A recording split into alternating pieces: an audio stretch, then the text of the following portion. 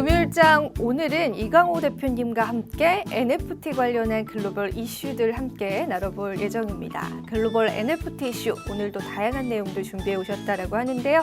우선은 스튜디오에 한번 모셔보겠습니다. 대표님 반갑습니다. 네, 반갑습니다. 네, 오늘도 여러분들에게 정말 좋은 소식들을 알려주신다라고 합니다. 첫 번째로 저희가 들려드릴 글로벌 이슈는 이 파이널 판타지 NFT에 관한 이야기인데요. 우리가 오늘 이 이슈들을 살펴보면서 좀 시사해볼 점들이 굉장히 많고요. 또 포인트들도 하나하나 좀 체크를 해볼 예정이니까 여러분들이 관심 있게 한번 들어보시면 좋을 것 같습니다. 첫 번째 이야기 바로 한번 만나볼게요. 네, 그 파이널 판타지라고 하면 옛날에 게임 좀 하셨던 분들은 네. 많이들 했었던 게임입니다. 이번에 파이널 판타지가 25주년을 기념을 해서 NFT를 발매한다라는 그런 얘기인데 네. 좀 재밌는 게 뭐냐면은 그냥 NFT를 발매하는 게 아니라 그 트레이딩 카드팩을 판매를 합니다. 내년 초에 트레이딩 카드팩을 판매하는데 카드팩에는 6개 정도의 이제 카드가 들어있어요. 그 카드들을 카드에 적힌 이제 코드를 입력을 하면 NFT를 발급받는 그런 겁니다. 그러면은 이 카드가 도대체 얼마나 될까? 카드의 가격은 얼마일까? 왜냐하면 NFT 가격이 워낙 비싸잖아요. 네. 그런데 겨우 이제 4달러뿐이 안 된다고 합니다. 상당히 저렴하죠. 네. 그래서 그 4달러짜리 카드팩을 이제 사시면 NFT를 가지고서 제가 그것까지 이제 기사는 나지 않았지만 제 생각에는 아마 그 카드를 가지고 온라인으로 무슨 카드 게임도 가능하지 않을까라고 생각이 되고요. 그러면은 그 카드에 어떻게 보면 특정 카드에 대해서 뭐 일련 번호 같은 게 있을 테니까 해당 카드가 얼마나 경험치가 쌓였는지 얼마나 강화됐는지 그런 부분도 있을 수가 있을 것 같고 그게 또 NFT 시장에서 거래가 된다면 처음에 구매할 때는 뭐 1,000원 이하로 구매를 했지만 나중에는 좀 더 비싸게 팔 수 있는 그런 게 되지 않을까라고 예측을 해봅니다. 네, 이 NFT 관련한 카드팩을 판매를 하는데 우리 유저분들이 쉽게 구매할 수 있도록 비교적 굉장히 좀 저렴한 가격에 또 판매를 한다라고 하는데 이 부분을 봤을 때 만약에 우리가 이 카드를 구매하게 됐을 경우에는요, 대표님 어떤 이점들을 또 얻어볼 수가 있을까요? 네, 국내에서도 뭐 실타래라든지 어떤 게임을 할 수 있도록 NFT를 출시를 하거든요. 그런데 이제 해외에서도 기존의 NFT가 사실은 많은 사람들이 잘 알지는 못해요. 그런데 이런 것처럼 실물 카드를 구매했는데 어떤 특정 사이트에 가서 카드에 적혀 있는 코드를 넣으면 NFT가 이제 발급되면 많은 사람들에게 NFT가 이제 알려지겠죠. 네. 그런 효과를 좀 줄 수 있을 것 같고요. 여기 또 재밌는 게 내년도 11월에 또 파이널 판타지 7 피규어를 발매를 하는데 그 NFT 정품 인증서가 같이 따라갑니다. 네. 그래서 이게 표준 피규어와 디지털 플러스 에디션으로 나눌 수가 있는데요. 표준 피규어에는 정품 인증서, 우리가 NFT로 정품 인증서를 사용하는 데가 지금도 있습니다. 명품 가방이라든지 좀 고가의 물품은 정품 인증서를 같이 제공하면서 나중에 중고 거래할 때도 이게 정말 정품인지 아닌지를 판단할 수 있도록 해주거든요.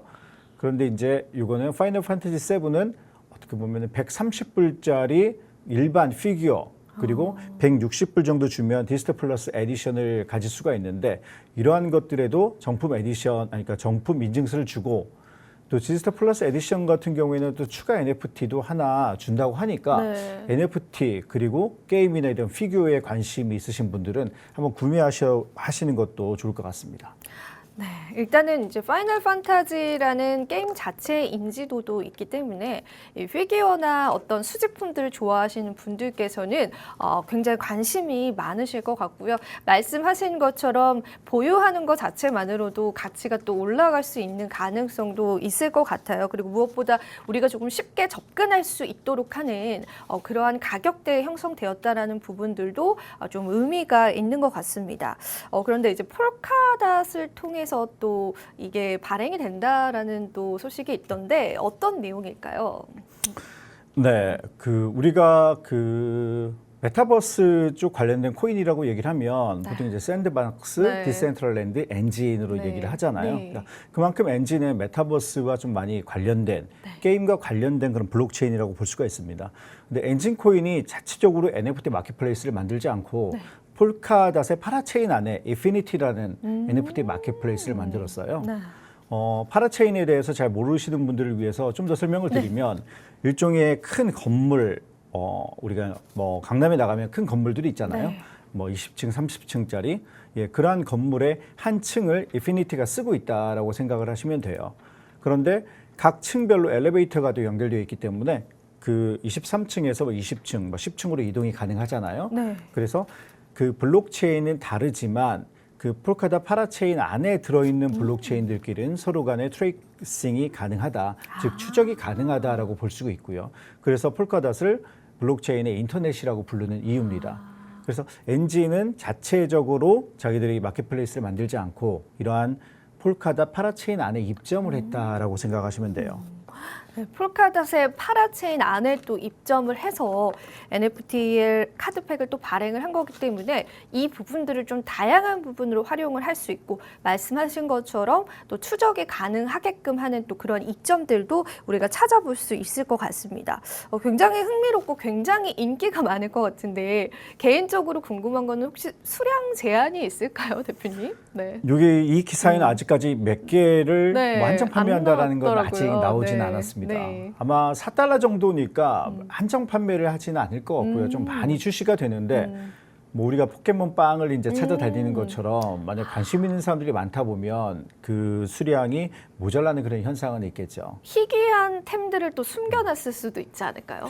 뭐 그것까지는 아직 네. 이제 기사가 나오진 않았는데 네. 제 생각에는 일반적으로 NFT는 그렇거든요. 그러니까 바닐라라고 하죠. 네. 옵션이 없는 카드를 제시를 했다가 그 게임 내에서 그 카드에 대한 뭐 기능이나 그런 경험치를 늘리면 그 카드를 갖고 있는 것만으로도 상당히 엄청난 그 게임을 할 때 좋은 힘을 발휘할 수 있어요. 그러니까 그러한 카드를 판매를 할 수 있도록 제 생각에는 처음에 스타트 킷이 아닌가 그런 생각을 좀 하고 있습니다.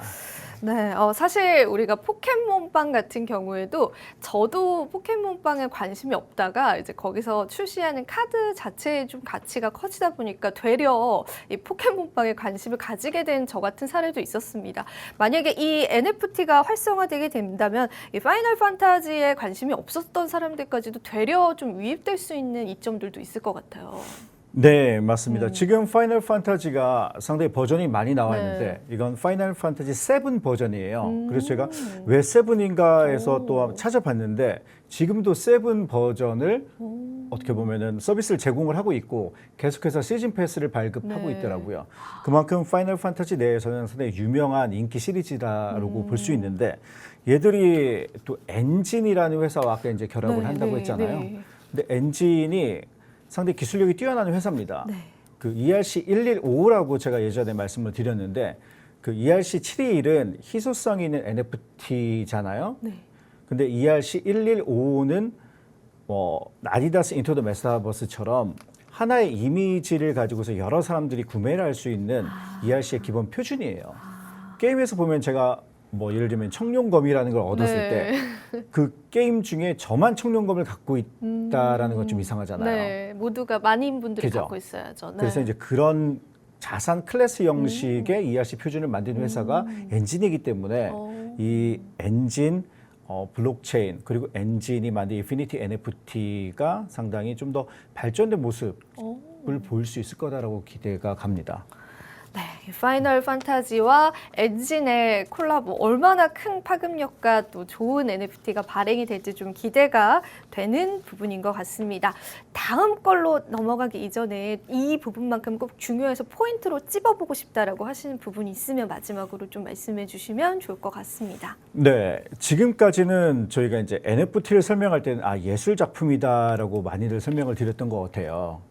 그래서 이해하시는 분들도 예술 작품을 사진 찍어서 올리면 NFT다 정도로만 이해를 하셨는데 이제는 NFT의 그 활용 범위가 상당히 넓어지고 있죠. 네.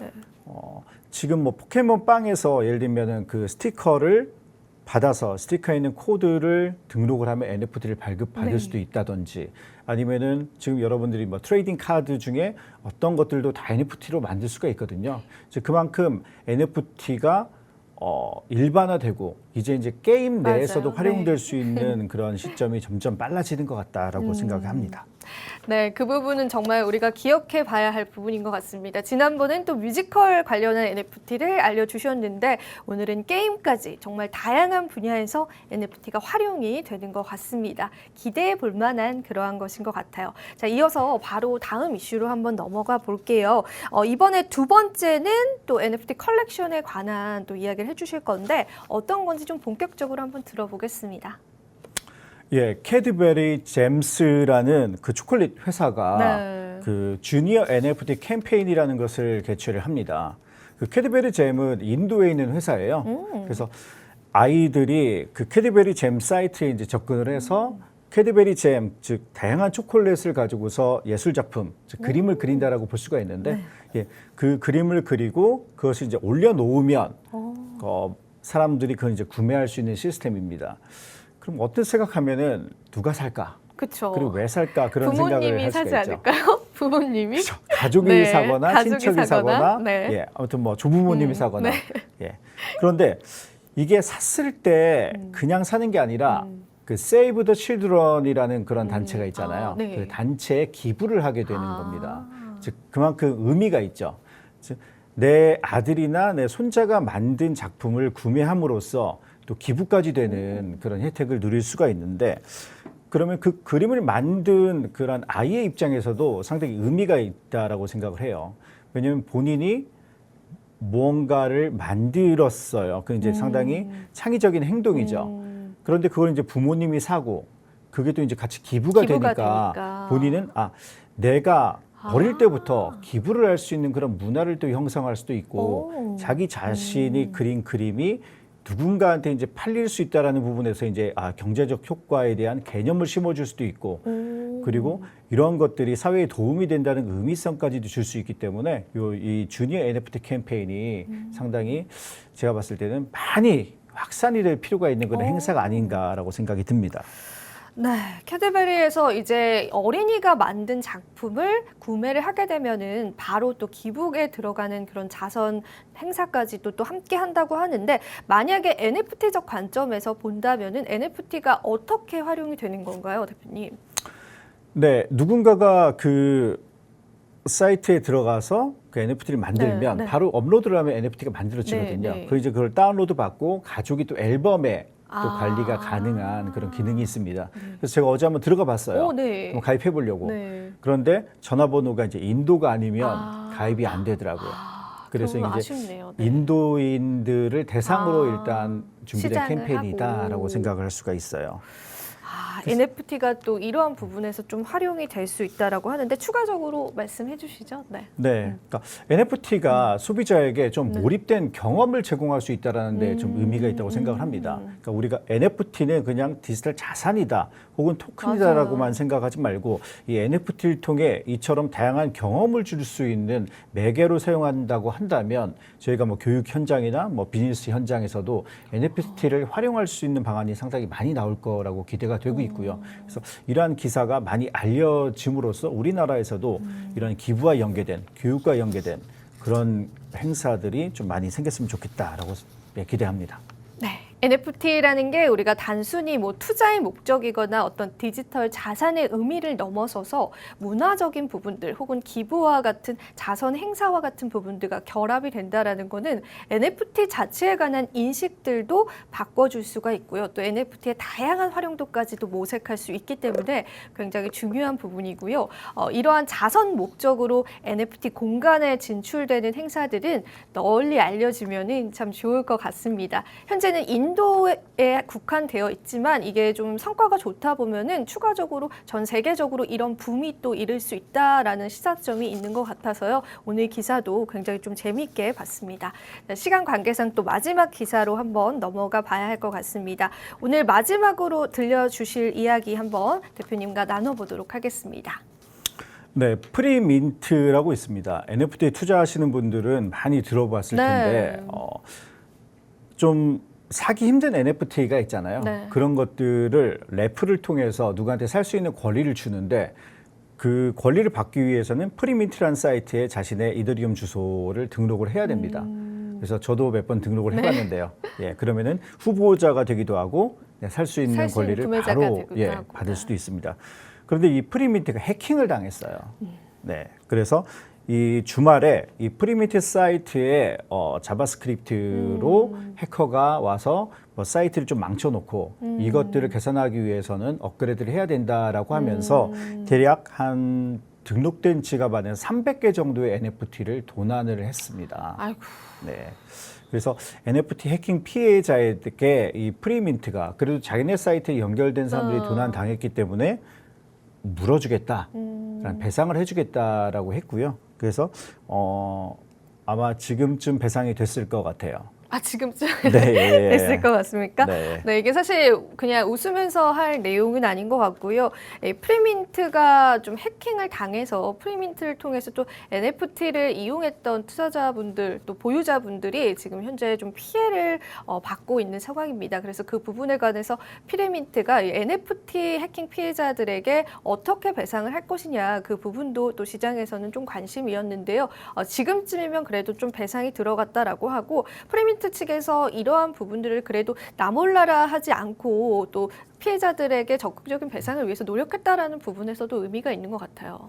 네, 일반적으로 해킹을 당했을 때 배상을 해주는 경우는 흔치 않습니다. 네, 그러니까. 왜냐하면 네. 당한 사람도 어떻게 보면 책임이 있거든요. 네. 근데 이번에 배상을 하면서 그 가격이 좀 애매하잖아요. 그래서 이제 바닷가 플로 프라이스로 배상을 했습니다. 그래서 총 342더 52만 5천 달러 정도를 배상을 했고요.